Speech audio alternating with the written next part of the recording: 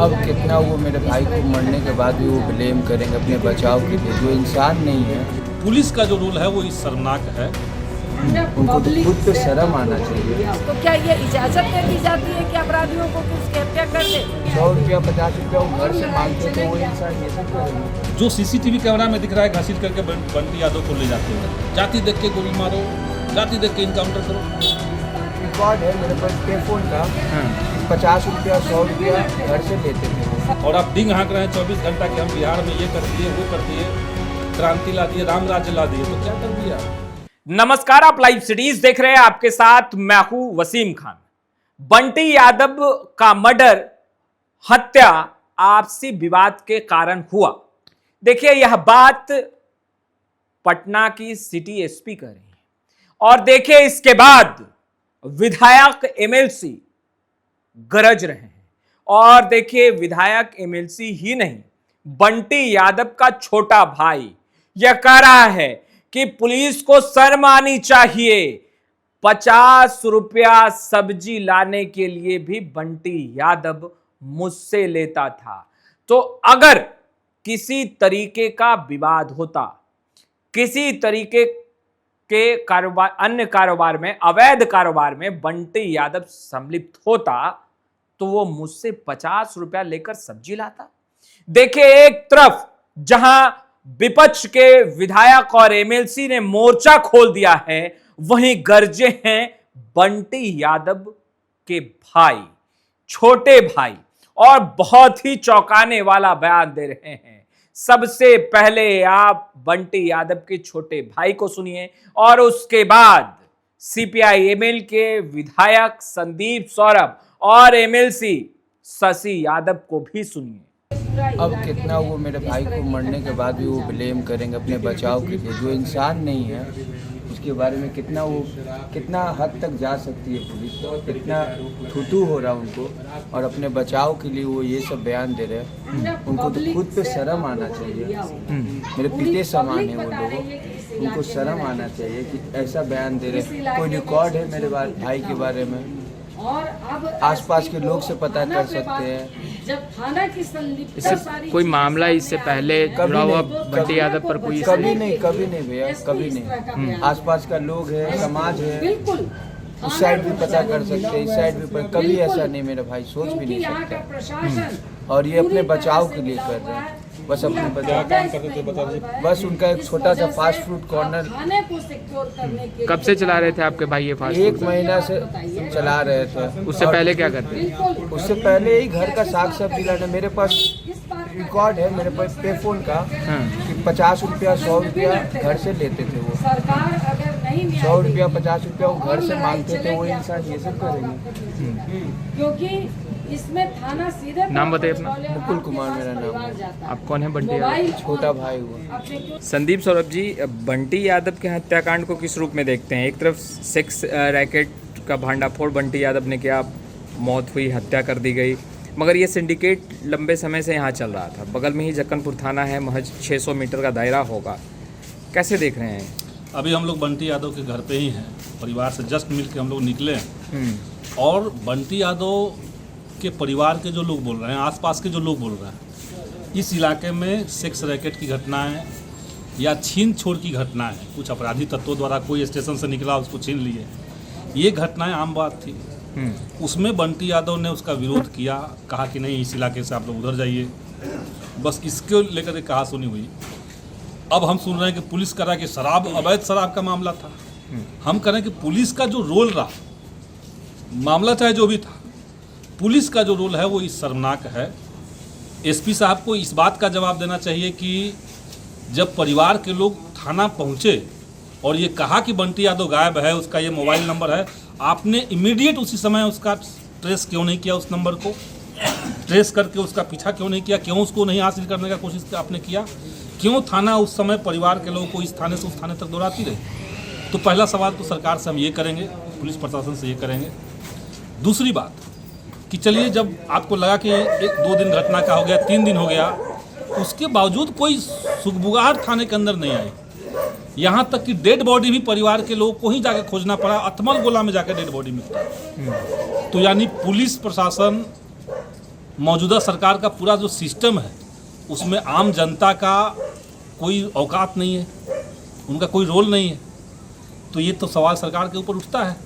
और सबसे बड़ी बात कि जो प्राइम सस्पेक्ट है इस मामले में, परिवार के लोगों ने जिनको मुख्य अभियुक्त कहा है, जो सीसीटीवी कैमरा में दिख रहा है घसीट करके बंटी यादव को ले जाते हुए, तो मेन सस्पेक्ट जो है, मुख्य अपराधी जो है, उसकी गिरफ्तारी अभी तक क्यों नहीं हुई? 24 घंटा बिहार के मुख्यमंत्री डींग हाँकते हैं कि पाताल के नीचे से खोज के अपराधी को निकालेंगे, 12 घंटे में फैसला कर देंगे, जाति देख के गोली मारो, जाति देख के इनकाउंटर करो। ये अजीबोगरीब जो बयानबाजियाँ चल रही है, इसके भीतर तो कहीं ना कहीं जो लुटेरे हैं, जो अपराधी हैं, जो हत्यारे हैं, जो बलात्कारी हैं, वो सब लोग फल फूल रहे हैं। यही तो दिख रहा है हम लोग को। अभी तक उनकी गिरफ्तारी नहीं हुई। और सबसे शर्मनाक कि सरकार की तरफ से, प्रशासन की तरफ से पीड़ित परिवार से मिल करके उनको सांत्वना देने या उनका जो परिवार है, उनके जो 2 छोटे बच्चे हैं, उनको कैसे पालन पोषण होगा, इसके बारे में कोई संज्ञान सरकार ने नहीं लिया है। हम लोग बिहार विधानसभा भी 20 तारीख से चालू होगा, मजबूती के साथ इस मुद्दे को उठाएंगे कि ये सरकार शुरू से लेकर के आखिर तक बंटी यादव का मामले में या बंटी यादव जैसे जो भी नौजवान कोई डिसेंट दर्ज करते हैं, कहीं कोई असहमति दर्ज किया, कहीं कोई प्रतिरोध किया, भरत तिवारी ही कि वो क्यों ना हो, कहीं कोई असहमति कर रहा है तो उसकी हत्या हो जा रही है। सम्राट का जो मोबाइल में कैमरा है, आप सम्राट चौधरी पर घुमाइए, और जो चप्पे चप्पे पे AI वाला उनका कैमरा लगा हुआ है, उससे देख करके बंटी यादव को तत्काल क्यों नहीं खोज लिया गया? सवाल ये है कि क्या पुलिस प्रशासन अपराधियों को देखना नहीं चाहती थी उस कैमरे के माध्यम से? क्या साठगांठ का संदेह आपको भी है कि पुलिस प्रशासन का रहा? ये तो है कि इसी गली के फ्रंट पे अगर आपराधिक घटनाएं हो रही है और आसपास के सब लोग कह रहे हैं कि पिछले कुछ समय से इस गली में, इस मोहल्ले में सेक्स रैकेट का जो एक पूरा अपराधियों का गिरोह घूम रहा है, और वो केवल सेक्स रैकेट का मामला नहीं है, मामला है कि छिनैती खूब होता है। कोई स्टेशन से व्यक्ति निकला, शाम हो गई, अकेला पाया, उसका सामान छीन लिया।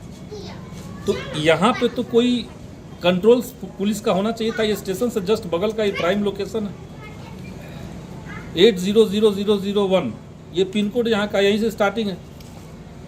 यहाँ पे अगर आपका पुलिस फेल है और आप डिंग हाँक रहे हैं 24 घंटा कि हम बिहार में ये कर दिए, वो कर दिए, क्रांति ला दिए, राम राज्य ला दिए, तो क्या कर दिया आप? असल में बिहार की जनता को केवल मायूस करने वाली सरकार। लोग मायूस हैं इनके बड़बोलेपन से, इनकी डींग हाँकने की कला से, और पुलिस प्रशासन और बाकी सिस्टम के नकारेपन से, उनके भ्रष्टाचार से।